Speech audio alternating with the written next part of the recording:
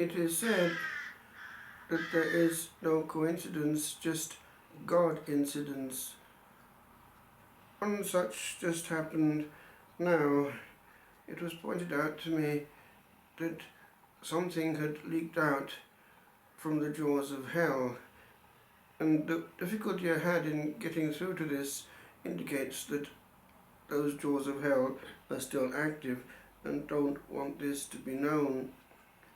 So here we are, what old Nick didn't want known. It had transpired in exorcism that the demon was put under pressure to say things which he didn't want to say, and this is what came out. In the presence of the priest, the demon in person during the exorcism was obliged to admit what actually takes place before the actions of the Pope Emeritus, revealing what is his actual real power of magisterium when he was Benedict XVI against his demonic action. One such confession, admission, which makes one pale with wonder, came to add to the others, but became very specific, indicating that he was one of the most important figures of the recent centuries in Christian history. This specific exorcism comes out in all its clarity when actually we listen to the very words of the demon.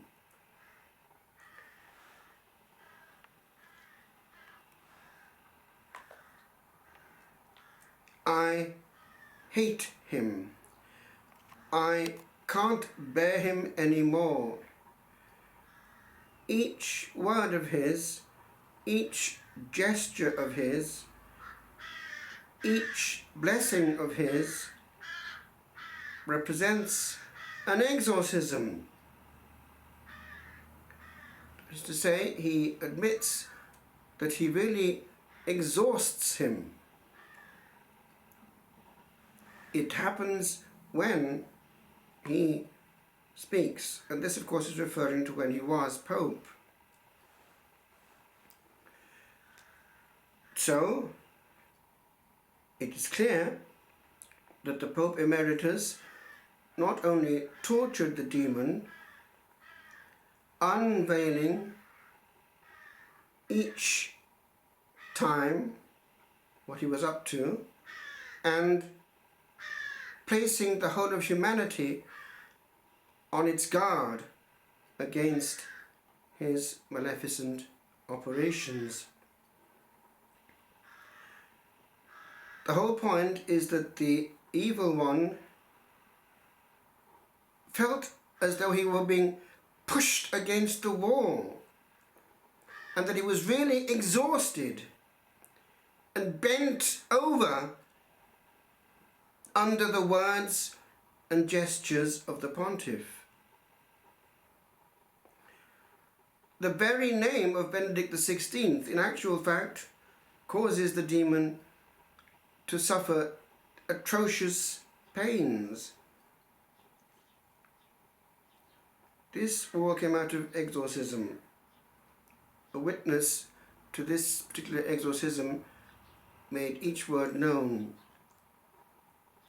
And also the screams, the howls,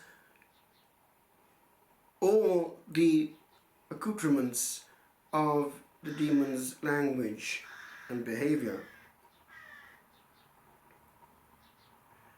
It all happened in the province of Salerno. while a lady was being exorcised.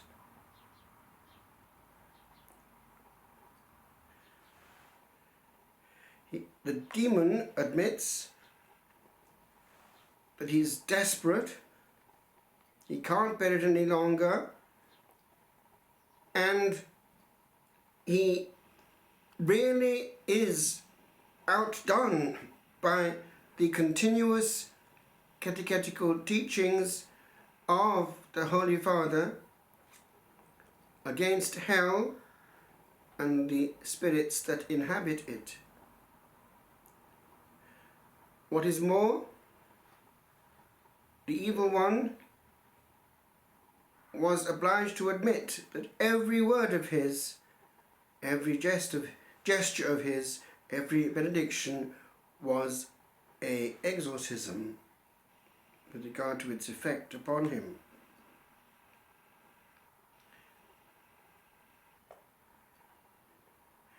The demon already from the outset hated Ratzinger.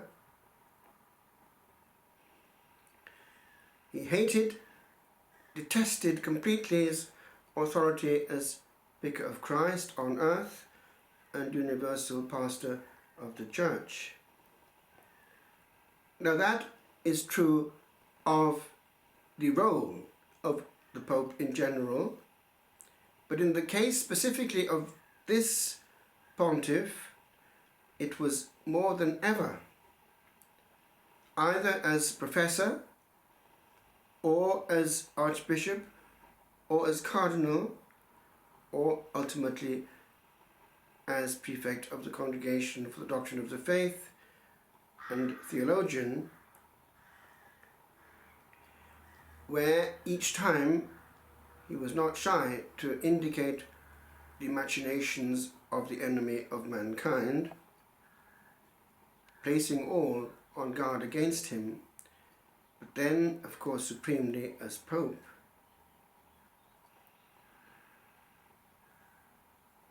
Ratzinger was always clear about having nothing to do with occultism or any of these practices. Magic, those practices condemned by Scripture itself.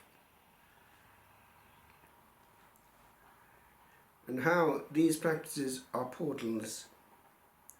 The soul ingests what it's meant to with them. Tarot cards, spiritism, black masses, curses,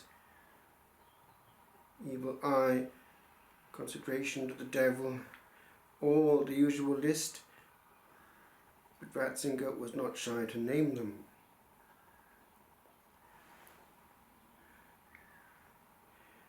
Indeed, through these practices, the demon gets possession of the person and can even get into the body.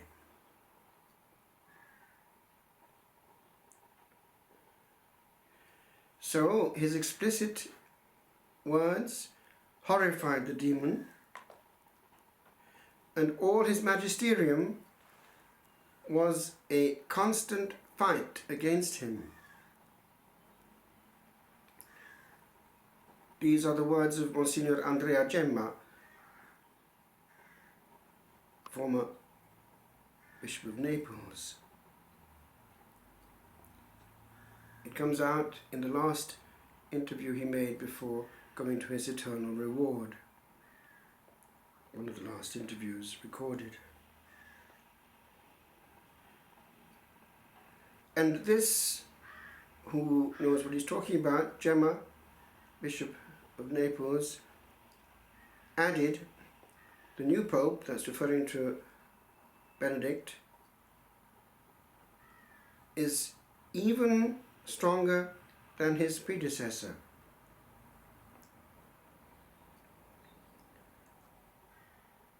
And will make us suffer a lot.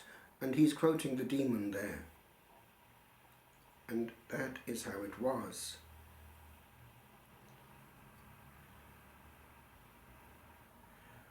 Actually, it hasn't entirely ceased, apparently, when Pope Benedict, or rather Pope Benedict Emeritus now, speaks rarely but still clearly. It hurts the demons.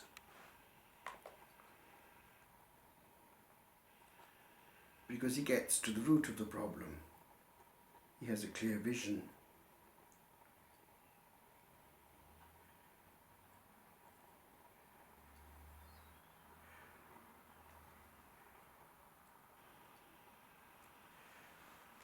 And Ratzinger did not cease to name and shame the demon with regard to what he wants.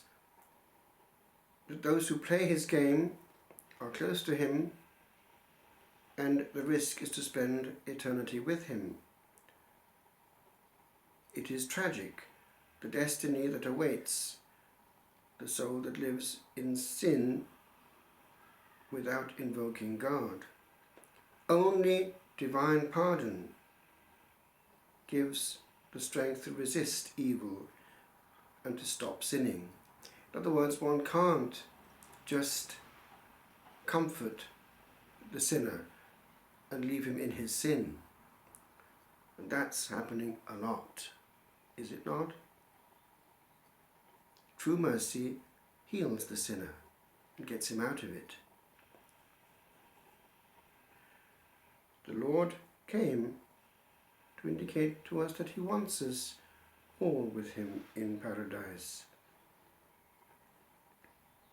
But the Lord himself was not shy to indicate that Gehenna existed. And indeed, one can say there is no good news without bad news, and the gospel incomplete is no help to man who needs the whole truth and nothing but the truth.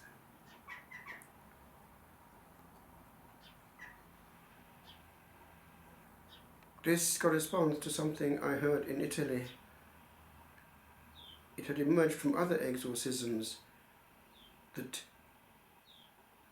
the greatest friends of the demonic hordes right now are actually those who do their work for them in the priesthood, because they have power and people believe them.